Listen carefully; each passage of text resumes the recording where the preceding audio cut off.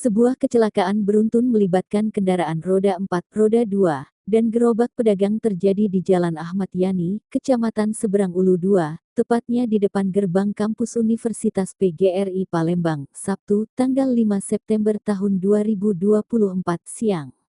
Di tempat kejadian perkara, TKP, mobil Toyota Fortuner ini langsung menabrak mobil Toyota Agya nomor polisi BG 1605 AJ, mobil angkot merah nomor polisi BG 1463 UD, serta dua sepeda motor jenis Honda Beat dan sebuah gerobak.